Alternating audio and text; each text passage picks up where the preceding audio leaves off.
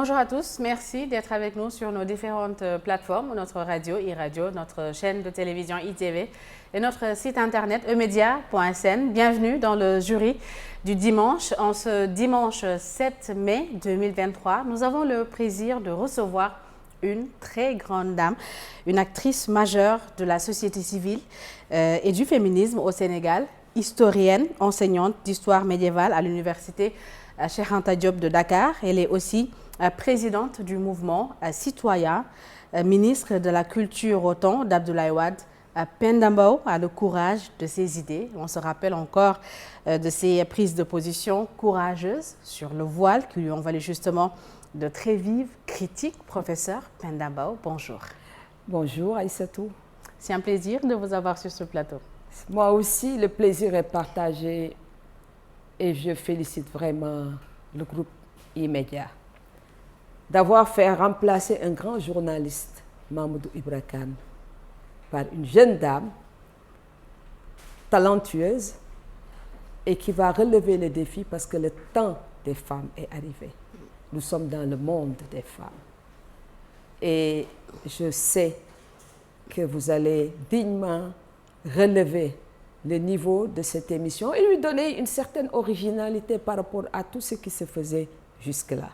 Encore une fois, toutes mes félicitations. Merci beaucoup, professeur. Alors, professeur, je le disais tout de suite, vous êtes une femme qui a le courage de ses idées. Je l'ai rappelé tout de suite, il y a un moment, vous avez tenu des propos sur le voile. Des propos pareils. Comment avez-vous vécu cette période assez sensible? Vous êtes une femme, vous parlez de la religion, de la place des femmes, vous subissez des critiques de toutes sortes. Comment est-ce que vous avez vécu cette période? Vous savez, ça, ce n'est absolument rien par rapport à tout ce que j'ai vécu entre les années 70, quand j'ai commencé à lutter pour la société civile, et maintenant. 1992 est un tournant dans ma vie. C'est là où j'ai été attaquée par les islamistes. C'était la période où ils s'en prenaient aux féministes, aux maçons, comment on appelle ça, aux maçons, et aux confréries. Et il y avait des débats au niveau de la mosquée inachevée là-bas de Yoff. Mais c'était, à mon avis, un mouvement intellectuel assez puissant. Et le problème qu'ils avaient avec moi, ils disaient que je connaissais la religion et qu'il fallait absolument me faire taire. Et 92, ça a été un moment, disons, de confrontation entre moi, les islamistes, mais un moment de grand débat aussi intellectuel avec des personnalités comme Sidi Lamine Niasse. J'ai eu à discuter avec d'autres personnalités politiques comme Cheikh Ablaye Dieye ou encore Serigne Mamoun Niasse sur islam et politique. Et tous mes arguments étaient des arguments basés sur la réflexion intellectuelle, le savoir, la connaissance. Tout ça, je ne le vis pas, je le vis sans problème. Parce que d'abord, ce que je dis, je le connais. Ce que je sais, je ne le dis pas toujours. Mais en même temps, vous savez, dans l'histoire, je suis historienne du Moyen-Âge et là, je suis par exemple en train de terminer un livre fabuleux, que je trouve fabuleux, sur l'histoire de la sorcellerie. Comment cette question a été abordée au cours de l'histoire et ce que ça représentait. Vous savez, l'être humain, il ne change pas, il est toujours le même. Et ce que je retiens de tout ça, c'est que quand on est traversé par l'histoire, il faut absolument faire face. On n'y peut rien, c'est un destin que Dieu confie à certains individus dans la société. Et ces individus doivent travailler et œuvrer pour les changements et les transformations sociales. Et quand on le comprend, je le comprends depuis très jeune, je sais que ça ne va pas être facile, et peut-être c'est presque la fin de tout cela. Et je crois avoir contribué de différentes manières à des changements importants dans notre société. Et on oublie toujours le rôle que j'ai joué ou quand j'ai été à l'origine de certaines initiatives. On n'aura pas le temps d'en parler, mais peut-être que je me ferai le plaisir de ramasser tout ça dans des textes. Et j'ai déjà quelques textes qui sont publiées. Et ça m'a valu aussi sur le plan international beaucoup de reconnaissances. Des reconnaissances honoris causa. J'ai même été identifiée une année à un prix Nobel de la paix, Shirin Ebadi, de l'Iran. Et à cette époque, de grands journaux européens sont venus justement m'interviewer. J'ai encore quelques interviews d'Expressen, des radios hollandaises, etc. Pensez-vous, professeur, que vous êtes sous-coté au Sénégal? Je crois que je peux beaucoup mieux faire pour le Sénégal. J'ai énormément d'idées et des possibilités pour œuvrer et pour faire avancer ce pays. Je l'ai expérimenté, j'ai fait des tas de choses. Mais je crois que pour le moment, je n'ai pas encore ma place dans l'action de transformation de ce pays. D'accord, alors une place, vous l'aviez en 2011. Mais même maintenant, je l'ai. Je suis encore, même si c'est un poste où je ne peux pas faire grand-chose, mais je suis encore représentant du chef de l'État à la francophonie. Tant qu'on préparait le sommet de la francophonie, ça va, mais maintenant, bon, il n'y a pas grand-chose à faire. D'accord. Alors, actualité politique, nous sommes à quelques mois de l'élection présidentielle. Pendambo, le débat sur le 3e mandat au Sénégal est toujours d'actualité, comme c'était le cas il y a un peu plus de 10 ans. Alors, au regard des combats que la société civile avait menés en 2011, notamment avec le M23, est-ce que vous considérez que c'est un échec de revenir en arrière? Je vais répondre à votre question, mais avant cela, je voudrais camper ce qui se passe dans le Sénégal. Laissez-moi vous dire que ce pays est dans une phase extrêmement difficile, critique de son histoire, qui peut déboucher sur n'importe quoi. Parce que nous avons deux types de sociétés aujourd'hui qui se chevauchent, qui se font face de façon claire. On a une société qu'on pourrait considérer comme la société conservatrice, la société ancienne, la société traditionnelle, la société qu'on a connue et qui a évolué depuis pratiquement, je ne dis pas l'indépendance, mais je peux même remonter jusqu'en 1947 avec un mouvement intellectuel très puissant incarné par Présence africaine. Et nous sommes au bout de cette société. Et cette société que je considère parfois comme très conservatrice a en face d'elle un mouvement de jeunesse extrêmement puissant aussi, qui découle de la pression démographique que nous avons connue. Le Sénégal est un pays où la population est extrêmement jeune. Mais cette population jeune, parfois pressée, ne peut plus accepter d'être menée par cette société, disons, d'il y a 20 ans, 30 ans, 40 ans. Et ces deux sociétés ne dialoguent presque pas. Pourquoi? Ne se parlent pas. Et ces deux sociétés, aujourd'hui, il y a une mutation profonde que nous connaissons. Et comme on dit en histoire, les vieilles sociétés sont lentes à mourir, même exsangues, elles continuent à vivre. Et qu'est-ce qui est, professeur, à l'origine de cette rupture de dialogue? Parce que simplement, chacun essaie d'occuper l'espace. La société conservatrice, et j'expliquerai comment elle se manifeste de différentes manières, elle a du mal à être submergée par ce mouvement très puissant, parfois violent, de la jeunesse, qui s'appuie sur des réseaux sociaux, une nouveauté extraordinaire. Et le Sénégal est dans une fracture très importante. Et ces deux sociétés se manifestent de différentes manières. Alors, et pour être plus précis, professeur, si vous deviez faire une représentation de ces deux sociétés au plan politique, quel parti incarne?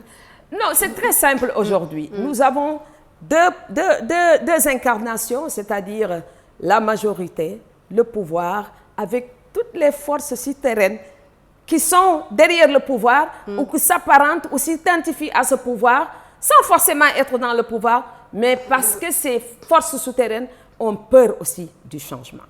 Et il y a l'autre force, à mon avis, qui est incarnée par l'opposition qu'on caractérise d'opposition radicale et particulièrement Yewwi Askan Wi. Ces deux forces avec la jeunesse, pas forcément toujours la jeunesse partout, parce qu'on trouve des jeunes, mais c'est cette ligne de fracture qu'on a aujourd'hui dans le Sénégal, et ces deux forces sont les reflets d'un mouvement souterrain que l'on voit et qui peut mener vers déboucher sur n'importe quoi. Et où se situe la société civile dans... La société civile, on y reviendra. D'accord. Mais je veux déjà caractériser ce que nous sommes en train de voir et de vivre. Alors, qu'est-ce qui se passe? Les forces conservatrices, on les voit à travers même que ce soit une expression ethnique, parfois une instrumentalisation de beaucoup de choses, et le religieux y occupe une place extrêmement importante. Mais il y a des fractures partout, y compris dans le monde religieux. Et ça, je donnerai un exemple tout à l'heure. Et les forces qu'on pourrait qualifier des forces de mutation, qui sont là et qui se cherchent parfois, elles aussi, elles sont là avec un discours qui bouscule, des actions qui bousculent et qui sont violentes. Et la société civile dans tout ça, la société civile, elle est dispersée. Elle aussi, elle est en train de se régénérer, de se former, parce que cette société civile qu'on a connue, qui a connu un moment extrêmement important à partir des années 70, au moment même où le concept n'existait pas, en tout cas n'était pas opératoire, jusqu'en 2000, c'est-à-dire l'alternance de 2000, cette société civile, elle aussi, elle s'est un peu disloquée parce qu'une bonne partie de la société civile se trouve du côté de la mouvance présidentielle. L'autre partie, elle est encore là, mais la société civile, elle se cherche à côté des politiques. Et la situation du Sénégal aujourd'hui, nous sommes en train de voir si le renouvellement de la classe politique, des forces politiques, se fera et dans quel sens ce renouvellement se fera. Alors, pour répondre à votre question, oui. C'est vrai, c'est comme si nous faisions un travail de Sisyphe. Ce sont les mêmes préoccupations et les mêmes problèmes qui reviennent.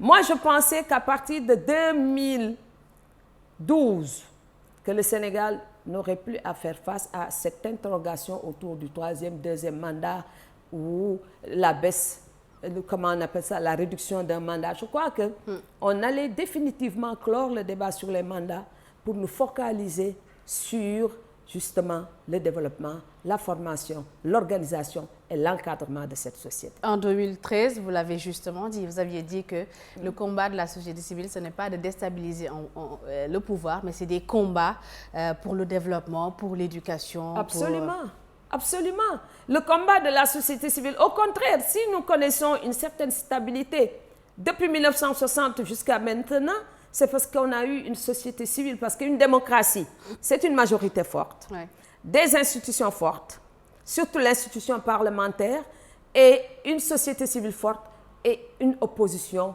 aussi forte. C'est-à-dire l'équilibre entre ces forces qui explique la stabilité du Sénégal, et à chaque fois que nous sommes en crise, nous allons vers des réformes en profondeur. En 1962, après la crise de 62, il y a eu des réformes.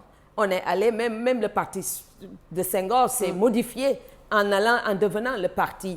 On a eu l'UPS et en 68 que l'UPS est devenu le Parti socialiste. À chaque fois que nous sommes en phase de crise, il faut que les forces qui gouvernent, on est sorti du parti État avec l'UPS vers le Parti socialiste et une certaine ouverture démocratique. Et l'ouverture démocratique sera intégrale avec Abdou Diouf. On va continuer ainsi à partir de 1968, jusqu'au départ de Senghor, on a connu un certain nombre de réformes, et c'est Diouf qui sera un peu le champion des réformes sur le plan institutionnel. Et ce sont ces réformes qui ont mené vers l'alternance en 2012, avec un rôle extrêmement important de quelqu'un comme Abdoulaye Wade.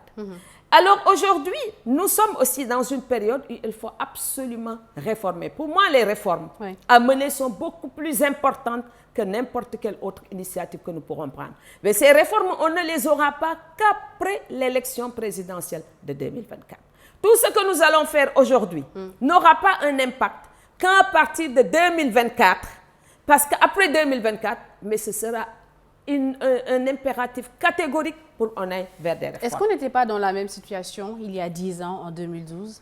On était dans la même situation en 2012. Et s'il y a un reproche que je fais à Abdoulaye Wade, c'est de n'avoir pas saisi véritablement ce pourquoi il a été élu. il a été élu, et ça, je crois que ça lui a complètement échappé, pour, disons, reconstituer l'homo sénégalensis. C'est-à-dire, il nous a parlé des infrastructures, et moi, j'avais l'habitude de lui dire, les infrastructures, elles sont importantes, d'accord, tout ça, mais ce qu'on voulait, c'est la reprise en main de l'homme en tant que tel. De l'homme et de redonner à cet homme les valeurs qui sont nécessaires à la transformation, au changement. Vous savez ce que l'histoire retiendra et retenue, par exemple. Aujourd'hui, par exemple, je prends le cas du président Sall. Je crois qu'il est en train de jouer véritablement sa place dans les manuels d'histoire, ce que l'histoire retiendra de lui. Au fur et à mesure que le souvenir, ou en tout cas l'image de l'individu s'estompe, il y a une ou deux grandes idées qu'on retiendra. De Senghor, qu'est-ce qu'on a retenu? On a retenu essentiellement, après avoir quitté le pouvoir, tout ce qu'il a fait sur la négritude, tout ça. Mais aujourd'hui, on retient les événements de 1962 et son retrait volontaire du pouvoir en 1980. D'Abdou Diouf, ce qui a été retenu, les réformes, tout ça, mais son fameux coup de fil à Abdoulaye Wade, qui a sauvé le Sénégal d'une déstabilisation ou de problèmes. Mais qu'est-ce qu'on a retenu de Abdoulaye Wade, le grand démocrate, qui a joué un rôle primordial dans la démocratie et l'évolution de la démocratie au Sénégal, de 1974 jusqu'à sa prise du pouvoir en 2000.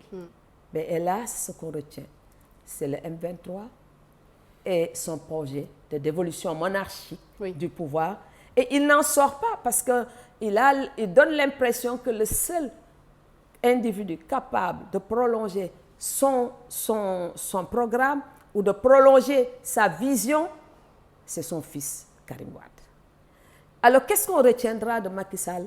Là, il est en train de l'écrire entre 1900, aujourd'hui, je peux dire, jusqu'en 2024. Entre 2023 et 2024. C'est que ce que l'histoire retiendra de lui dépendra de ce qu'il fera entre 2023 et 2024. Et à partir de ce moment, les livres d'histoire vont se focaliser sur cela, en bien ou en mal. Macky Sall est-il conscient de ce qui se joue actuellement pour lui? Je crois qu'un homme est dans le pouvoir, est entouré de gens peut-être qui ont des intérêts plus ou moins connectés à ce pouvoir, peut-être il ne mesure pas toujours l'importance que joue l'histoire dans sa destinée. En est-il conscient? N'en est-il pas conscient? Je n'en sais strictement rien, mais tout dépendra de la gestion de cette période qui est une période cruciale pour le devenir du Sénégal. Et quand vous dites gestion de cette période par Macky Sall, une période cruciale pour le devenir du Sénégal, est-ce que ce qui sauverait Macky Sall aujourd'hui, ce qui ferait qu'on retienne de Macky Sall des choses positives serait qu'il décline à candidater pour 2024? Je ne sais pas si c'est la meilleure voie ou la meilleure voie pour lui, c'est d'organiser son groupe et de voir avec Benno Bokk Yakaar quelle est la meilleure solution. Tout dépendra de lui ce qu'il décide et de Benno Bokk Yakaar et des conséquences de ce qu'il va décider pour le Sénégal. Pour le moment, il ne dit pas ce qu'il veut faire et ce qu'il va faire. Mais toujours est-il que c'est une période, ça au moins je peux le dire, une période extrêmement importante et pour lui et pour le Sénégal. Alors, pour l'historienne que vous êtes, vous avez vécu l'histoire, vous la connaissez. Macky Sall candidat, qu'est-ce que l'histoire retiendra? Macky Sall candidat, déjà vous avez vu toutes les forces en présence, comment elles se manifestent. Est-ce qu'il arrivera à surmonter justement la résistance? Est-ce qu'il y aura résistance? Y aura-t-il pas résistance? Tout dépendra justement des réponses qu'il aura en face de lui par rapport à sa candidature. Et comment il va gérer cette candidature? Est-ce qu'il sera candidat? C'est tout à fait possible qu'il ne soit pas candidat aussi. On ne peut pas dire qu'il le sera. Ça peut être une volonté, ça peut ne pas être une volonté. Ça peut être tout simplement une manière d'animer l'espace public par son camp On n'a pas encore de réponse. Attendons d'avoir la réponse de Macky Sall lui-même par rapport à ce qu'il fera d'ici 2024. Très bien. Vous suivez le jury du dimanche sur iRadio, ITV, emedia.sn. Notre invité, c'est le professeur Pendamo. Professeur, vous avez dit tout à l'heure qu'une démocratie forte, c'est des institutions fortes. C'est une opposition forte, mais c'est surtout une société civile forte. Professeur, pensez-vous que la société civile sénégalaise est forte?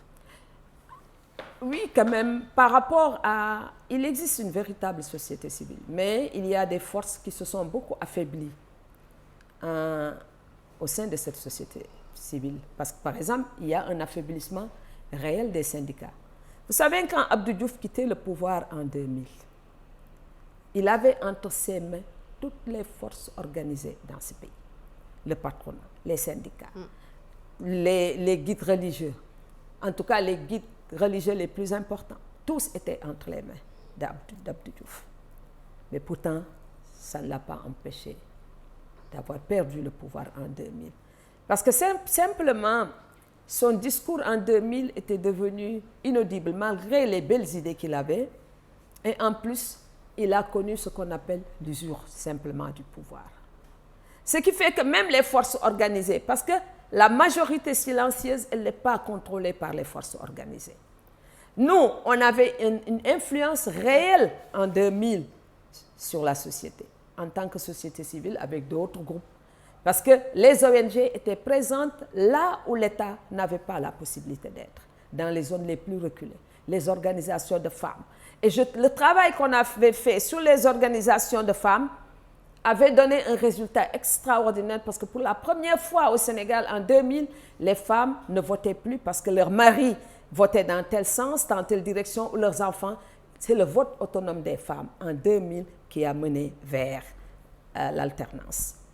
En 2012, cette alternance a été préparée par un long processus où la société civile a joué un rôle de premier plan. Par exemple, ce qu'on retient toujours de l'histoire assez souvent, c'est le rôle des politiques.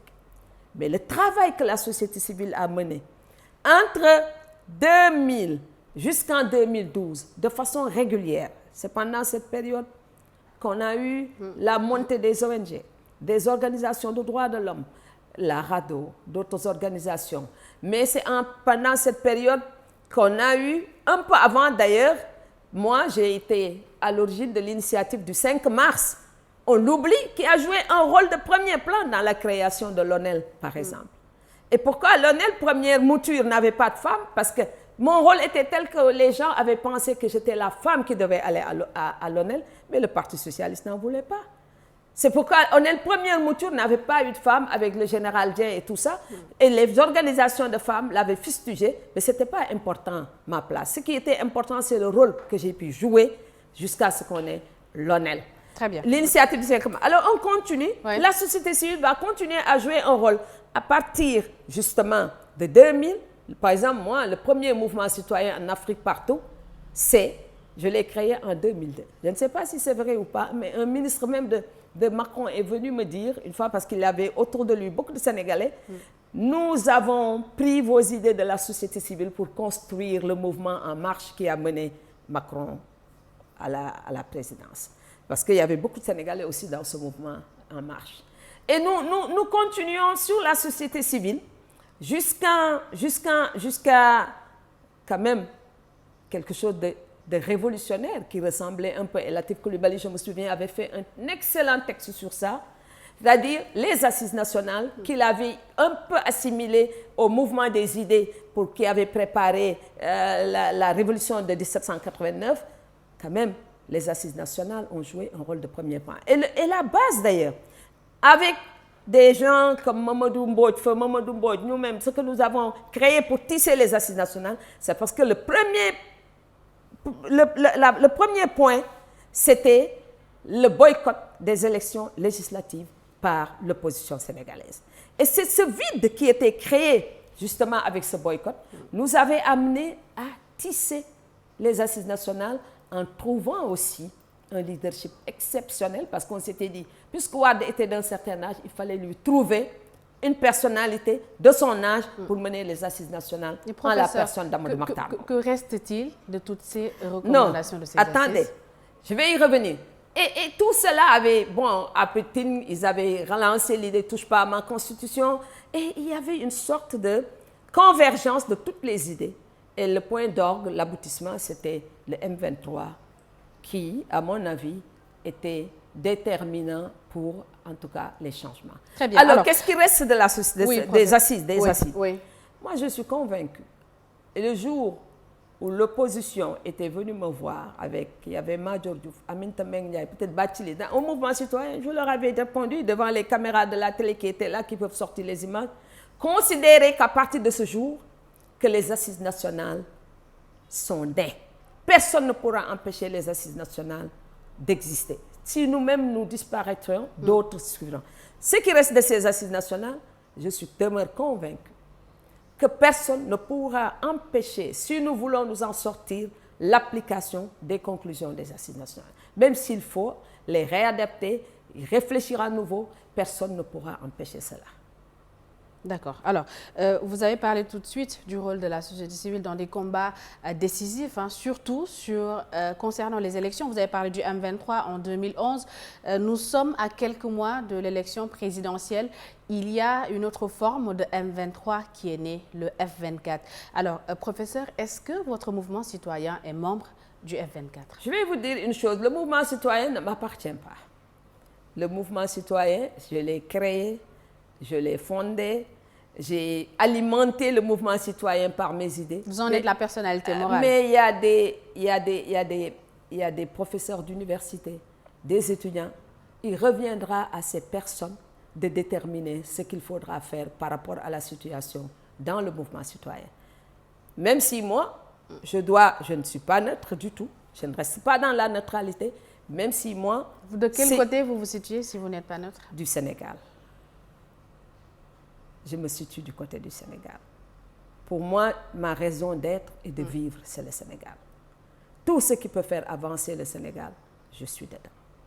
Ce qui fait avancer le Sénégal, professeur, actuellement, vous l'apercevez du côté du pouvoir ou du côté de l'opposition? Vous savez, on ne peut pas dire que tout est mauvais ici, tout est bon là-bas. Non.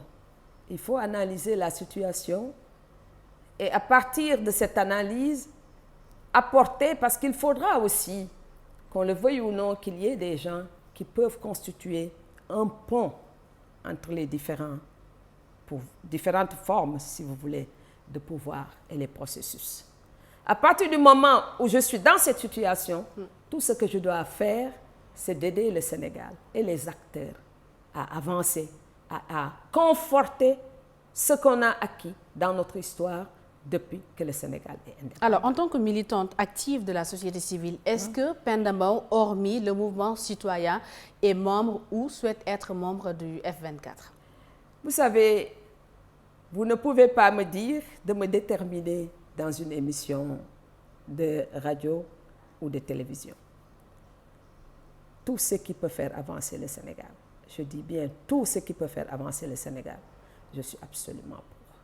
Ça ne veut pas dire, parce qu'on ne peut pas dire qu'aujourd'hui, je dois être, parce qu'après tout, je suis avec le président Sall depuis 2012. Même si mon rôle est tout à fait marginal dans tout ce qui se fait. D'un autre côté aussi, les nouveaux acteurs, je reconnais leur force et leur pouvoir.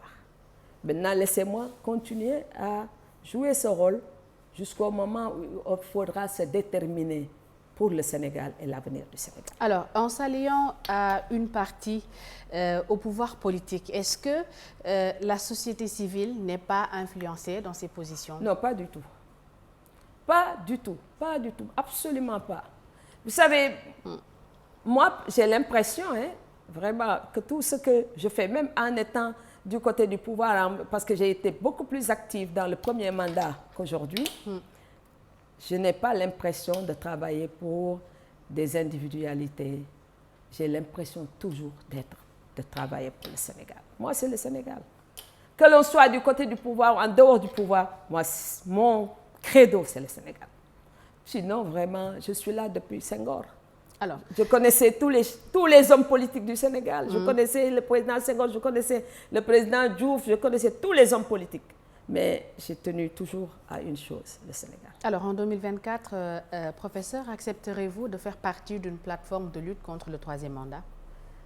Mais pourquoi voulez-vous que je me prononce tout de suite? Attendons 2024. Vous voulez faire comme le président? Ni oui, ni non, jusqu'à... Non, je ne fais pas comme le président. Je vous ai expliqué tout à l'heure. C'est que vous ne saisissez pas. J'ai dit que le président aujourd'hui est en train de jouer sa place et son destin dans les livres d'histoire. Je ne fais pas comme le président parce que je n'ai pas les mêmes pouvoirs et les mêmes forces que le président. Si j'avais aujourd'hui les moyens, moi, Penda Mbow, parce que je veux jouer un rôle dans ce pays, personne ne m'aurait empêché de jouer le rôle. Et je crois que ça va venir. Moi aussi, je creuse mon sillon et j'ai mes perspectives et j'ai ma vision du monde. Vous savez, quand il y a eu, ça peut-être je le rappelle un peu, parce que tout ce qu'on fait, on ne peut pas le dire tout le temps. Quand il y a eu, un jour, j'étais invitée parce que je fais partie, sur le plan international, de beaucoup de réseaux qui travaillent sur les questions de démocratie.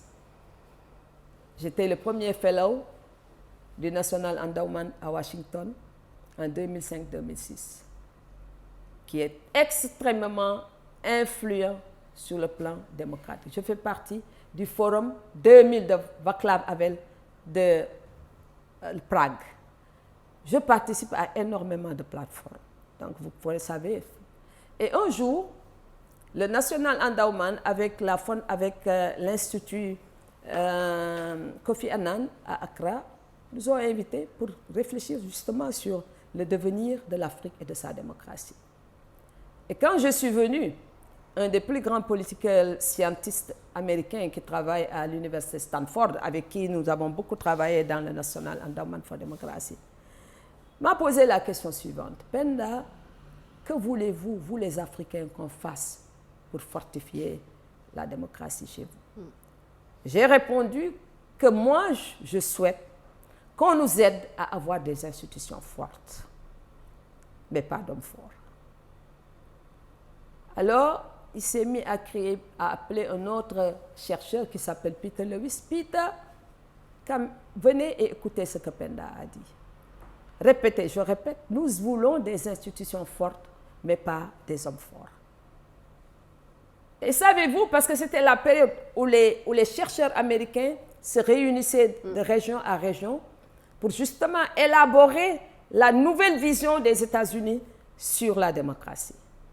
Et c'est toutes ces idées qu'on a repris et qui s'est retrouvées dans le fameux discours de Obama des institutions fortes, mais pas des hommes forts. D'accord. On ne peut pas contribuer à ce niveau-là et puis ne pas le faire pour son propre pays. Alors, je rappelle que vous suivez le JDD sur iRadio, ITV, emedia.sn. Nous recevons le professeur Penda Mbow. Alors, les gens sont pressés que j'aille me battre dans la rue.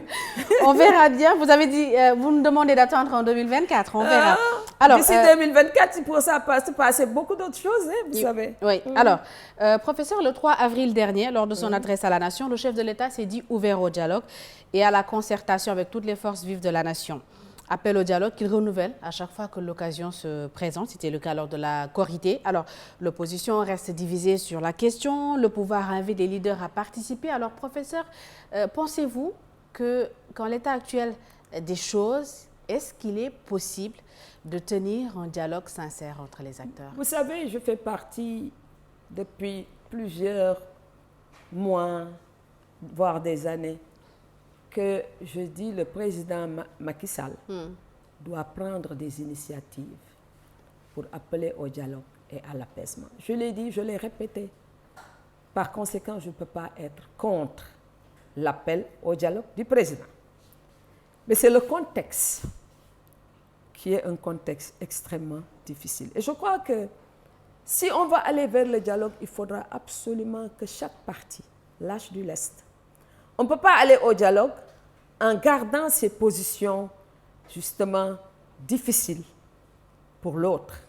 Il faut renoncer à un certain nombre de choses pour aller vers le dialogue. Et je crois que le contexte actuel ne pourra pas permettre un dialogue approfondi, et un dialogue qui va aller vers des conclusions importantes pour l'avenir du pays. Ce qu'on peut faire à ce moment précis, c'est peut-être régler un certain nombre liés à la prochaine présidentielle, les conditions de cette présidentielle, comment y aller, sur le code électoral, revenir par exemple sur comment on appelle ça, le parrainage, c'est-à-dire des questions, régler des questions pratiques. Mais pour moi le vrai dialogue, qui va apporter non seulement les changements, mais qui va insister sur les réformes en profondeur de cette société, de la gestion de l'État, des institutions, etc., ce dialogue ne pourra avoir lieu qu'après la présidentielle de 2024. Quand les esprits seront plus calmes, quand les esprits seront moins crispés. Le problème, professeur, c'est qu'on a l'impression que quand les esprits sont calmes, les politiques, pouvoir comme opposition, ne pensent pas forcément à dialoguer. Non, mais maintenant, c'est à nous, de la société civile, d'imposer véritablement les réformes. Vous savez, si on avait abouti à la logique des assises nationales, on aurait pu aller vers l'application de ces réformes qui allaient nous donner des changements extrêmement utiles et importants. Mais à partir du moment où le projet qui était conçu au sein des assises nationales n'est pas porté par un membre originel de ces assises nationales, il devenait difficile d'appliquer ces conclusions. Même si le président Macky Sall avait signé, moi j'étais là, avait signé justement la charte de la gouvernance, après il n'était pas obligé. Son premier mandat, il avait comme slogan la patrie avant le parti, etc. Et d'ailleurs, c'était quelqu'un au fondé de l'espoir parce qu'il n'avait pas voulu, si vous voulez, organiser son propre parti, ce qui fait que ce qui l'intéressait, comme il disait à l'époque, c'était la patrie. Et on pouvait dire, à partir de ce moment, on avait l'opportunité peut-être d'appliquer un certain nombre de choses. Il a lancé la CNRI, c'est-à-dire la Commission nationale de réforme des institutions, mais des conclusions de la CNRI, il a pris quelques éléments seulement qu'il a intégrés dans la nouvelle mouture de la Constitution. Et ces éléments ne sont pas suffisants parce que pour ce qu'exige aujourd'hui le Sénégal. D'abord, je trouve que l'Assemblée nationale ne joue pas véritablement son rôle. Oui, allez-y. Oui. L'Assemblée ne joue pas son rôle. Parce que c'est le seul espace, si vous voulez, l'Assemblée nationale, où où on doit avoir un débat véritablement démocratique. Vous savez, certaines questions qu'on pose en dehors aujourd'hui, ces questions doivent être posées au sein de l'Assemblée nationale. Par exemple, la question des commissions, si vous voulez, pour vérifier, des commissions d'enquête parlementaire, d'autres questions. Ça doit se faire à l'Assemblée. Il faudra arriver à investir sur les listes politiques des personnalités capables de jouer un rôle de premier plan au niveau de l'Assemblée nationale. L'Assemblée ne joue pas son rôle. Ce qui fait que le débat politique risque de continuer en dehors de l'Assemblée. Vous voulez dire que l'Assemblée est politique? Oui.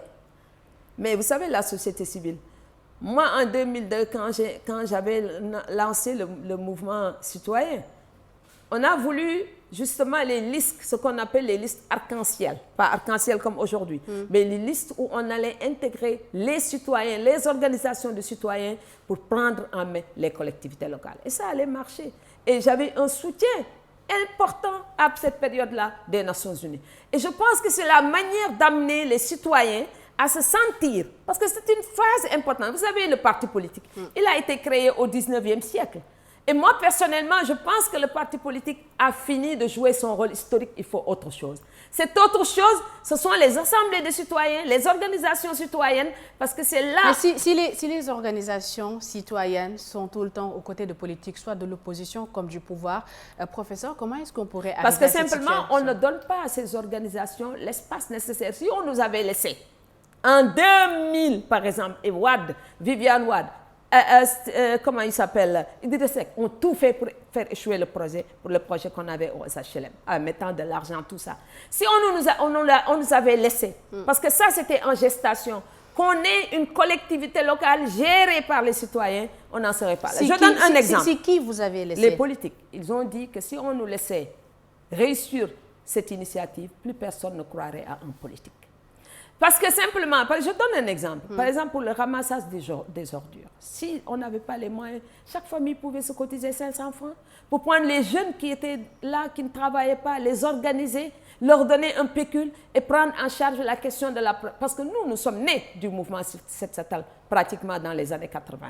Donc, c'est-à-dire on allait capitaliser et expérimenter tout ce vécu pour changer radicalement la mentalité du citoyen. On est arrivé à une alternance démocratique en 2000 avec l'apport décisif des citoyens et des organisations citoyennes.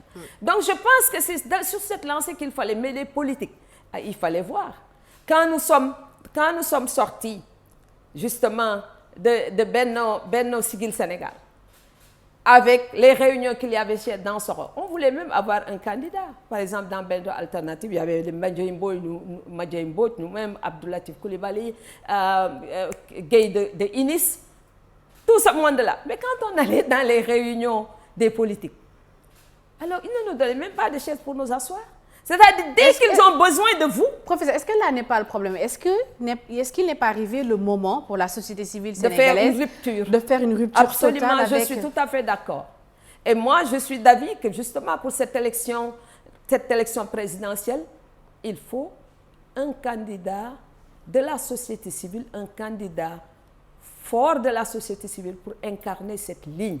Je ne dis pas de troisième voie ou de quatrième voie ou de cinquième voie, mais une ligne non politique pour porter véritablement les préoccupations des citoyens. Parce qu'au fond, quand on y réfléchit et qu'on écoute les politiques aujourd'hui, où se trouve le citoyen dans les discours des politiques? Quel est l'intérêt des citoyens? Pourquoi tous, ils n'arrivent pas à s'entendre? Pourquoi ils sont aujourd'hui en train de lutter pour défendre les intérêts ou de leur parti ou de leur clan? Où se situe le citoyen? C'est pourquoi, même ne serait-ce que pour participer au débat et avoir un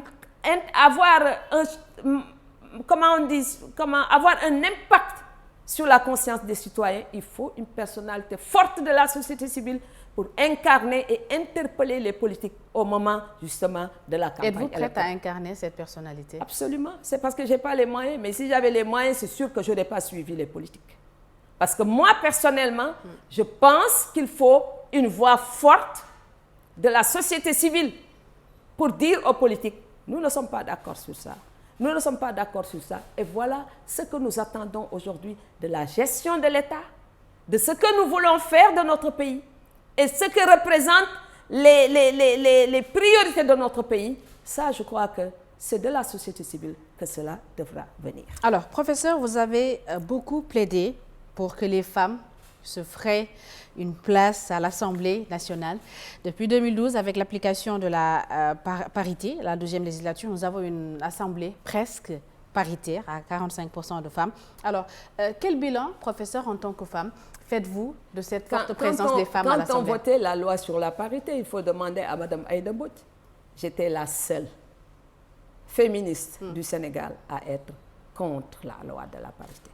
Pourquoi? Pour moi, une fois qu'on a voté la loi sur la parité, qu'on se retrouve dans les instances, on ne lutte plus pour les transformations et les changements au sein de la société. C'est-à-dire toutes les grandes luttes pour changer la société, transformer la société, on les a abandonnées une fois qu'on a voté la loi sur la parité.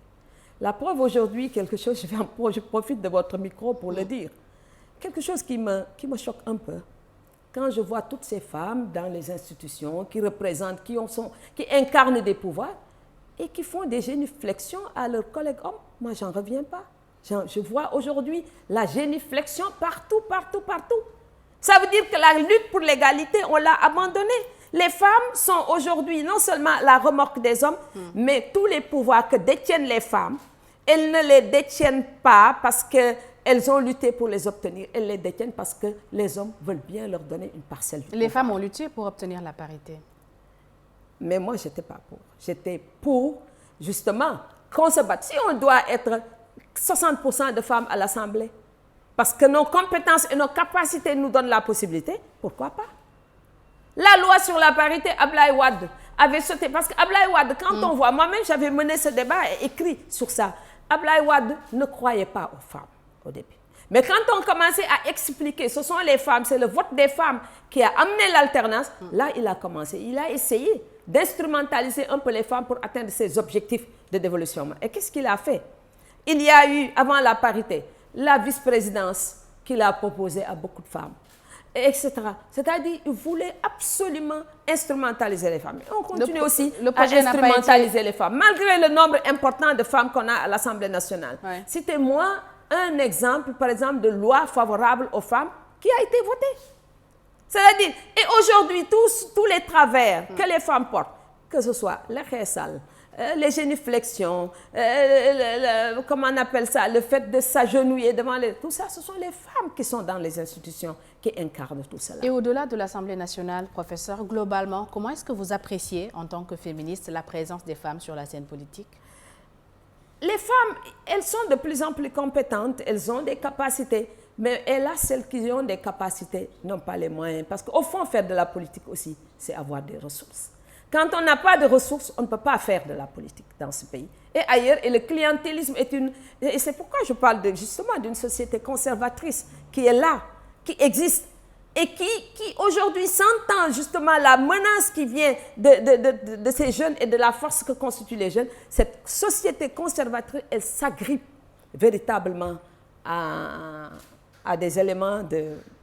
Pas de rupture, en tout cas des éléments de conservation. Parlant de présence des femmes en politique, parlons un peu du cas Aminata Touré à l'Assemblée nationale, investie tête de liste nationale de Benno Bokk Yakaar, comme pressentie par beaucoup comme présidente de l'Assemblée nationale. Alors pensez-vous qu'elle a été victime d'injustice? Ami, je la connais depuis très très longtemps. C'est une très grande militante depuis qu'elle a été élève. C'est une personnalité qui a un vécu dans l'espace public de façon permanente depuis le lycée. Et je l'ai connue dans ses moments d'étudiante, je l'ai connue bien après tout ça. Mais très sincèrement, je crois que ce qui lui arrive relève d'une très grande déception. Et pour elle et pour beaucoup de femmes. Parce que quand on l'a vue, elle a mené quand même une campagne électorale, je ne dis pas sans faute, mais en tout cas une campagne électorale, elle n'avait absolument rien à envier aux autres.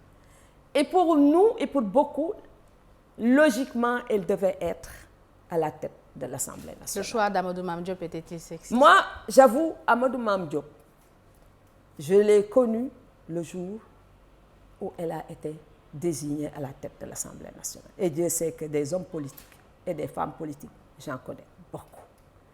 C'est la première fois que je la vois ou que j'entends même parler de lui. Or, l'Assemblée nationale est une institution tellement importante qu'il faut une personnalité à la fois d'envergure, mais une personnalité aussi qui a connu une évolution politique. Aminata Touré avait-il ses atouts? Elle avait ses atouts. Alors pourquoi pensez-vous que le J'essaie de comprendre ce qui est arrivé à Ami, parce que tout le monde pensait qu'on lui aurait proposé le poste de président. Vous n'y avez pas vu une dose de sexisme en tant que féministe? Je crois, et ça c'est mon explication, peut-être beaucoup ne sont pas prêts à avoir une femme à la tête du Sénégal. Parce qu'être président de l'Assemblée nationale, ça veut dire aussi pouvoir remplacer le président de la République en cas de démission, en cas d'incapacité.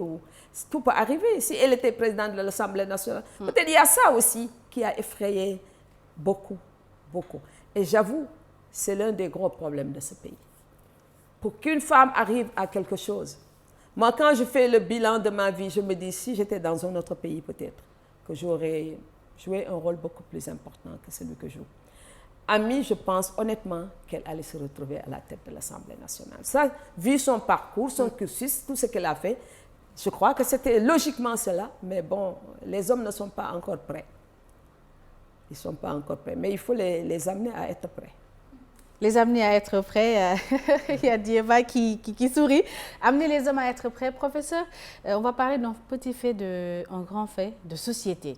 Il y a quelque temps, des femmes ont créé des groupes WhatsApp, des groupes sur les réseaux sociaux pour faire des commérages, pour faire des démalages. Plusieurs d'entre elles ont été arrêtées. Vous êtes militante de la cause féministe. Quelle appréciation faites-vous? Vous savez aussi, c'est ça, la lutte pour l'égalité. on retrouve des femmes, beaucoup de femmes dans des secteurs où elles n'étaient pas, comme dans la criminalité, dans le trafic. Mais aussi, elles sont instrumentalisées. Et si je comprends très bien ce qui s'est passé avec ce groupe, il n'y a pas d'hommes derrière ce groupe, il n'y a que des femmes. Il n'y a que des femmes. Ça veut dire que les femmes aussi, de ce point de vue, elles sont en train d'atteindre un certain niveau. Et puis, je suis étonnée, il n'y a pas que ces femmes, de voir surgir dans l'espace public, à travers les réseaux sociaux, des femmes qu'on ne connaissait pas. On ne leur connaissait pas de faits d'armes qui, un jour, sont là devant nous. Elles sont des influenceuses, elles sont dans les débats, elles participent, elles manipulent. Et toujours, certainement, ces femmes, il y a toujours des hommes derrière. J'avoue que c'est regrettable ce qui s'est passé avec ces femmes-là. Je n'ai pas d'ailleurs très bien compris ce qu'elles ont voulu faire, mais j'estime que quand on lutte, on ne lutte pas pour qu'on en arrive à cette situation. On n'a pas encore atteint l'égalité. Et je suis très gênée par cette histoire. Ça me fait très, très mal au cœur. Bon, il faudra, quand on avait commencé avec l'affaire Bintaba, toutes ces femmes-là, j'ai dit non. Elles sont projetées au devant de la scène. Il faut leur pardonner et aller vers l'éducation et la sensibilisation. C'est là où je dis que j'étais contre la parité parce que le travail que nous avons à faire dans la société n'est pas du tout terminé et nous laissons tomber ce travail parce qu'une fois qu'on aura des femmes à l'Assemblée ou dans les institutions, on ne pourra pas dire que ces femmes qui sont dans l'Assemblée ou les institutions, qu'elles ne sont pas représentatives. Si on dit aux gens, oh, vous avez mis des femmes, vous êtes 50%, mais au fond, quel est l'impact de ces 50 ou 39% de femmes qu'on a dans les institutions? La société sénégalaise est-elle prête pour la parité? Il faut travailler au changement de la société sénégalaise. C'est une société conservatrice, d'ailleurs qui est en train d'être bousculée par la jeunesse, parce que la jeunesse, comme on ne propose pas grand-chose à la jeunesse, du point de vue justement de l'intégration dans le système démocratique, eh bien dis donc, aujourd'hui, elle est en train de prendre, et de façon violente, ce qu'elle peut prendre de la société. Alors, professeur, il y a quelques semaines, des intellectuels sénégalais ont été touchés par la mort. D'abord, la mort du professeur Malick Ndiaye, sociologue, ensuite de Mame Less Camara. Quel témoignage pouvez-vous faire pour ces deux grands intellectuels? En tout cas, tous ces deux sont des amis. Et j'ai été très surprise par la mort de Malick, parce que Mame Less, je le savais, malade depuis très longtemps. Mais Malick, il y a des gens, on ne les associe jamais à la mort. C'est ce qui m'était arrivé avec Mohamed Mbodj du Forum civil, avec Malick. Et je dis toujours, quand je suis arrivée à l'université en 1986, Malick Ndiaye avait son affaire de lecteur de Soukouba. Et il m'appelait, il m'invitait, moi et Mame Sow Diouf, pour aller le trouver dans son appartement à Rebeuss. Et on participait à ses réflexions sur le lecteur de Soukouba. Un jour, je lui dis, Malick, mais j'ai l'impression que tu es le seul lecteur de Soukouba, parce que je ne vois pas quelqu'un d'autre. Et dis-moi d'où vient le mot Soukouba. Il me dit, quand il allait dans les foyers des travailleurs immigrés à Paris, il trouvait les Soninké là-bas qui parlaient, mais il y a cette espèce d'onomatopée qui revenait tout le temps. Et c'est de là qu'il a tiré les lecteurs de Soukouba. Et ce que je retiens de Malick, c'est surtout sa dimension créative. Malick était d'une créativité extraordinaire. Je dis toujours que c'est l'un des plus grands sociologues de ce pays. C'est un vrai sociologue. Et Malick Ndiaye, il avait toujours, avec cette air de réfléchir, il avait toujours quelque chose à dire et je discutais beaucoup avec lui avant de créer le mouvement citoyen. Je discutais beaucoup de ce que c'est que le mouvement citoyen. Je discutais beaucoup avec lui de la société civile. Et c'était quelqu'un qui avait l'esprit vif et quelqu'un de très fécond. Je crois qu'il va beaucoup nous manquer et je souhaite vraiment que ses amis reprennent son travail sur l'éthique Tchèdo pour, disons, le publier et faire un colloque ou une réflexion autour de ce que Malick a écrit. C'était quelqu'un d'assez extraordinaire. Si on appelle que vous lancez... Alors, Mame Less Camara, ouais. je le connais depuis qu'il était étudiant. Mame Less Camara est un grand ami. sama càmmiñ la woon.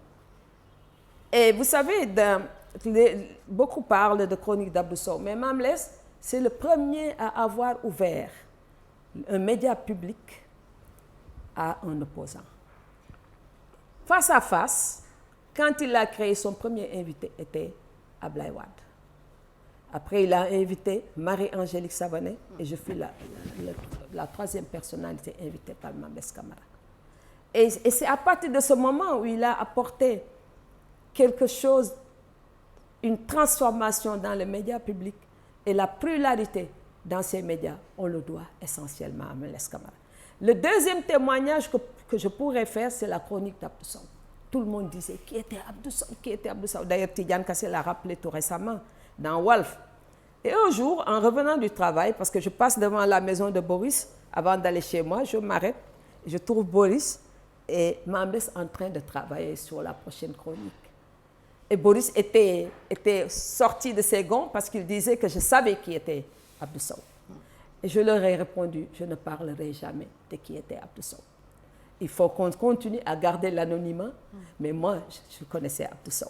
Ça, c'était le deuxième élément. Et Dieu a fait que Mame Less, étant très malade en 2001, je fus nommée ministre de la Culture brièvement. Mais s'il y a un seul acte que j'ai eu à faire en tant que ministre de la Culture qui était un acte positif, c'est justement l'évacuation de Mame Less Camara à Neuilly. Je l'ai trouvé dans l'hôpital.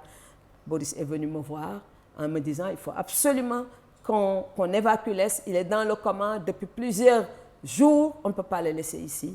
J'ai commencé à alerter. J'ai fait pression sur le cabinet du président Wade. Et il faut reconnaître aussi le rôle que Baba Wane, Amadou Tidiane Wane a joué parce qu'il était le conseiller culturel. Et nous nous sommes battus pour faire évacuer Wade. Mame Less, et après le président l'avait fait. Je crois que tout ça, c'est un frère. Mame Less est un frère véritablement. Et je souhaite, honnêtement, en dehors d'avoir donné son nom au CESTI, et puis il faut aussi faire quelque chose pour Eugénie Rokhaya Aw, je crois, parce que nous les femmes aussi, on nous oublie toujours. Oui. Le nom au CESTI, il faut aussi aider sa famille, qui en a grandement besoin. Alors, on sent encore l'émotion dans votre voix quand vous en parlez. Et je prie le bon Dieu pour qu'il ait, avec Ibrahima Sène, que tout ce monde se retrouve au paradis, pour continuer à réfléchir et à penser pour notre cher Sénégal. Professeur Penda Mbow, merci. C'est moi qui vous remercie. C'était un plaisir de vous avoir. Merci à toute l'équipe technique. Merci à nos téléspectateurs, nos auditeurs et nos internautes. Le jury du dimanche, c'est terminé. Rendez-vous dimanche prochain.